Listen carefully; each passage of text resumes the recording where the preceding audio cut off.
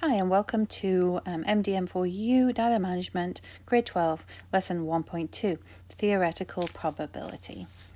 So we looked yesterday at experimental probability.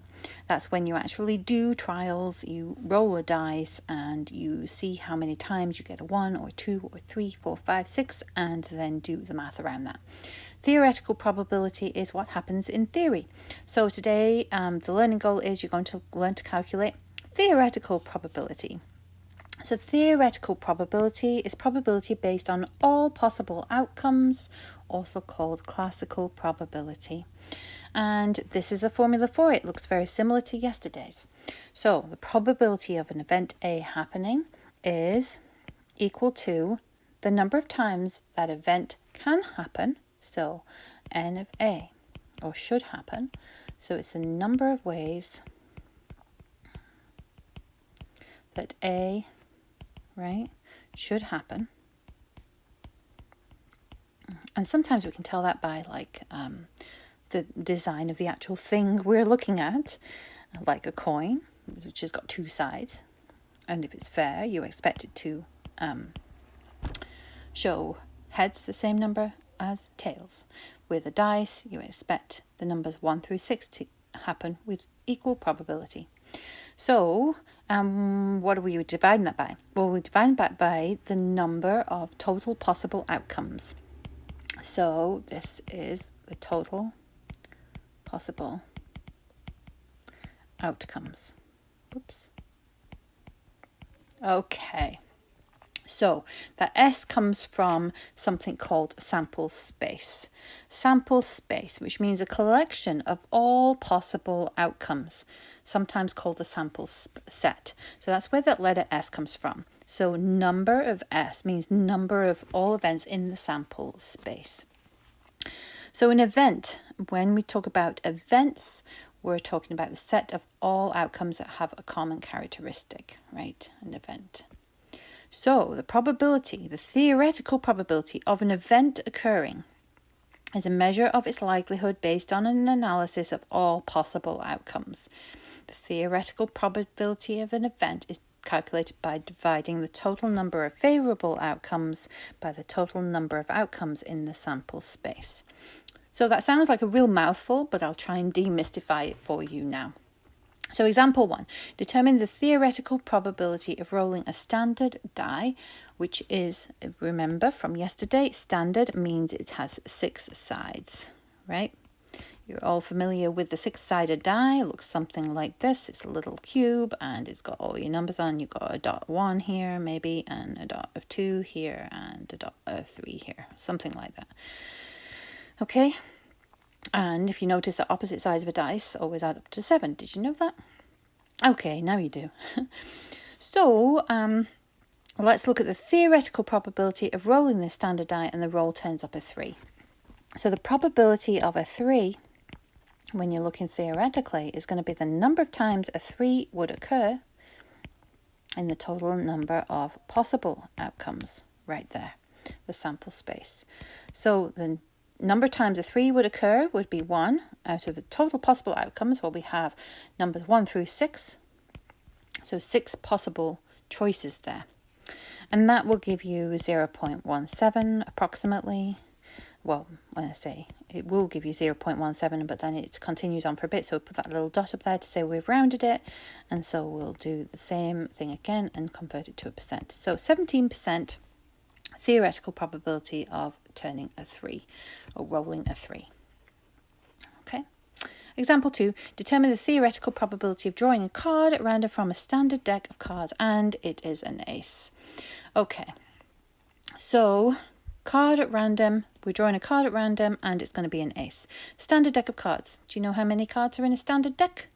52 cards. Right? You've got 4 suits and 13 cards in each suit. So we can first of all say the number of possible outcomes, so the number of different cards you could pull is 52. So when we talk about our probability of drawing an ace, let's think about how many aces there are, because we'll need to know the number of aces. And then we'll divide that by, the total outcomes in the sample space. And the number of aces, well, there's an ace in each suit. There's 4 suits. So we have the ace of hearts, ace of diamonds, ace of spades, and ace of clubs. So we have 4 aces. So 4 aces could be pulled out of 52 cards. We can reduce that to lowest terms, which I would expect you to do, and then take it into a decimal, 0.08, and then take that into a percent, 8% chance. So there's an 8% chance or probability of picking an ace out of a standard deck of cards that's been shuffled. All right. Determine the theoretical probability of flipping a coin 3 times and getting exactly 2 heads. Okay, I'm going to introduce you to something else now. Let's think about this coin flip. We're flipping it 3 times. So I'm going to do this as a start, and we're going to say, this is the first flip. It's a little title. With the first flip, what could we have? Well, we could either flip a head or a tail. Would you agree? Right? Good. And it's a fair coin. I should say flipping a fair coin. That means it's not biased, right? It's like some coins you can get. When I say some coins, you have to buy them specially that will always land with a head or something.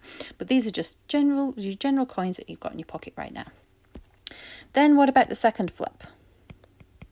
Well, after the first flip of a head, then the second flip could be a head or it could be a tail. Or if you got a tail first with the first flip, you could have a head or a tail with the second flip. You'll notice that when I'm building this is called a tree diagram. When I'm building this, I'm keeping them in the same order. So every event that can happen, I'm keeping it head, tail. Okay. So let's take a look at the third flip. Could get a head or a tail. A head or a tail. So I'm going to branch out from each part, head or a tail, or a head or a tail. Okay? So let's take a look. So the outcomes, stay with me here. Outcomes of 3 flips. We could start out, I'm going to draw this on now, colour this on now, and then I'll undo it. With our first flip, we could have a head, followed by another head, followed by another head. So that would be an outcome of 3 heads. So head, head, head. The next one, possible outcome, let's just follow these branches. So it could be a head, and then a tail, right? So let's write that down. Head, head, tail. You getting the idea now? Then let's follow the next branch, which would be this one still with a head on the first one, and then a tail, and then a head, right? So you would write that in. 1, 2, 3. So head, tail, head. And then you could get a head, tail, tail. Then the next one is a tail, head, head. A tail, head, tail. A tail, tail, head. Or, last but not least, a tail, tail, tail. Okay? So the question was, determine the theoretical probability of flipping a fair coin 3 times and getting exactly 2 heads. Well, let's highlight which ones have exactly 2 heads. This one, this one, this one, and I think that's it. Okay, so 3 of them. This one, and this one. So what do we need to put in our formula here? Probability of, let's call it a win, right? Is a number of times that we actually got 3 heads, which was 3, divided by our number in our sample space, which is 1, 2, 3, 4, 5, 6, 7, 8. There's 8 possible outcomes. So it's 3 out of 8, okay? So let me make sure you know that, okay? There are 8 possible outcomes. This number in the sample space is 8. There's only 8 possible outcomes that you could have with flipping a coin 3 times. Okay, so that 3 divided by 8 in your calculator is 0.375 exactly. And then when we round that to the nearest percent, a whole percent is 38%. Okay, all right. Let's turn over and keep going. Okay, let's talk about the complement. So the complement is a set of outcomes not included in an event and is denoted by what we call A dash or A prime. So I'm going to probably refer to it as A prime from this point on, but you might hear me say A dash. So let me just write that out. So it could be A prime or A dash. Okay, I kind of flip-flop between the two. So the set of outcomes not included in event A. So it's the probability that A doesn't happen, right? So let's have a look.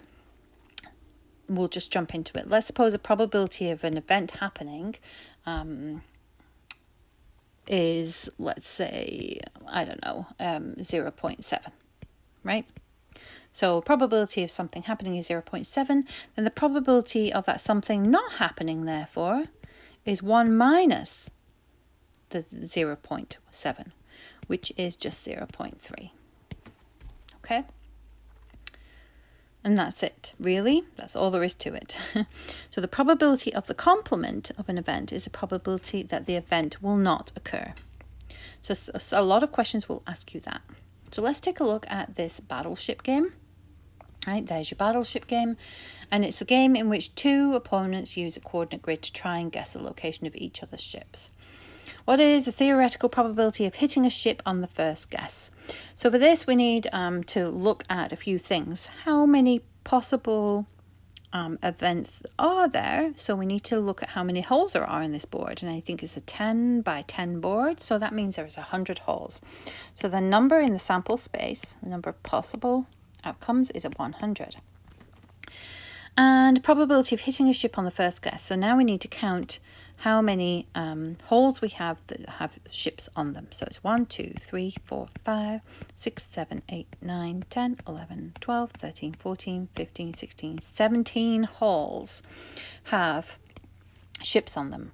So the probability, sorry, not probability, the number of hits that are possible are 17 hits.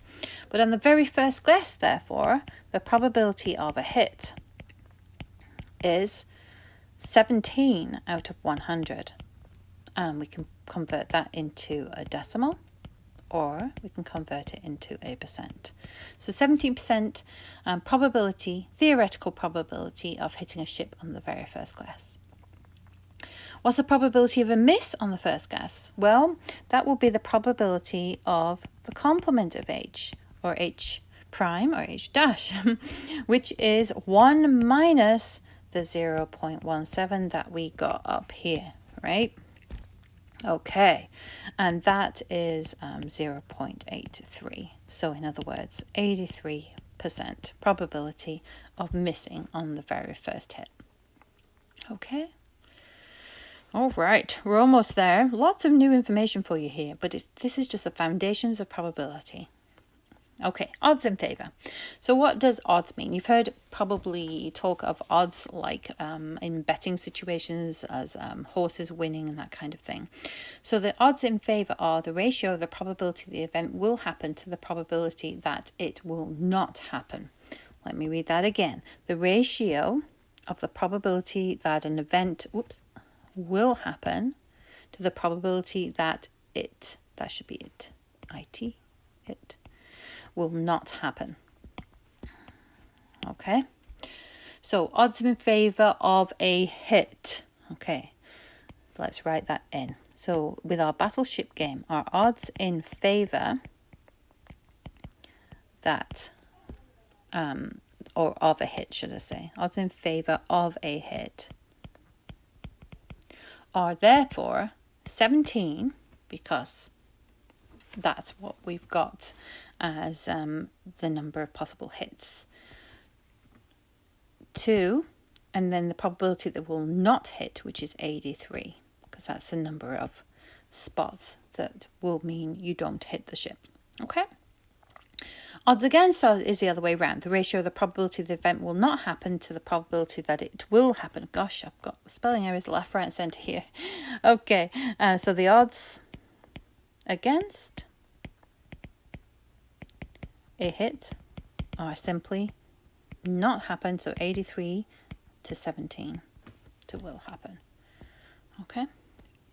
And if you take a look at this formula here, the odds in favour of A is the probability of A compared to the probability of not A.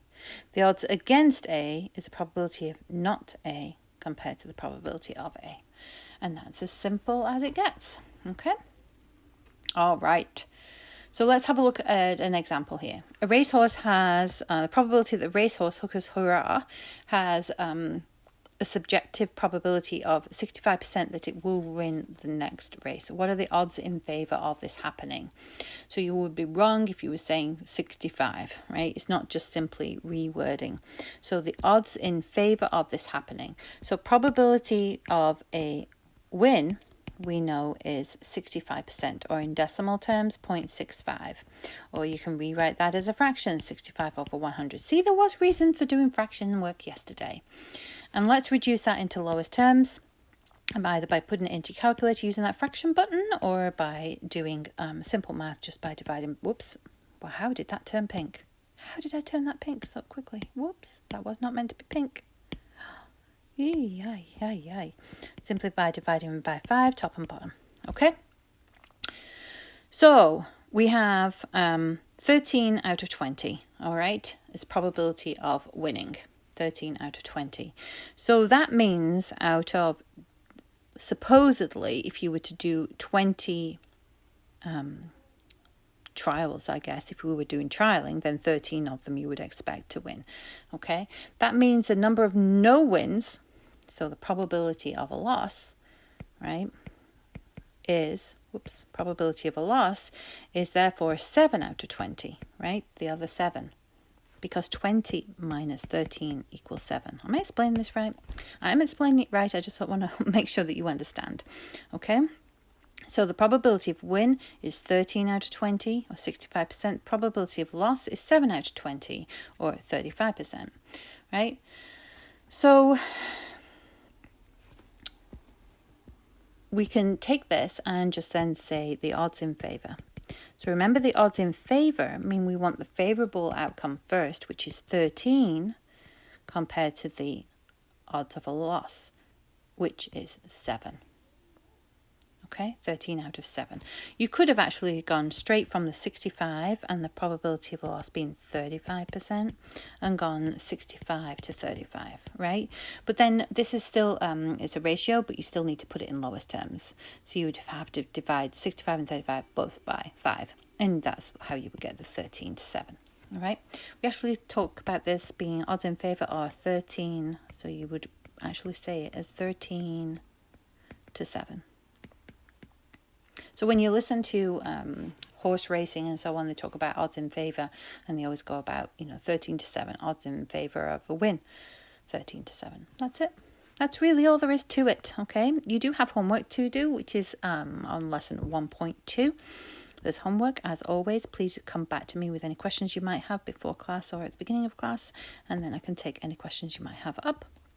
All right, and yeah, that's it for today. Take care. Bye.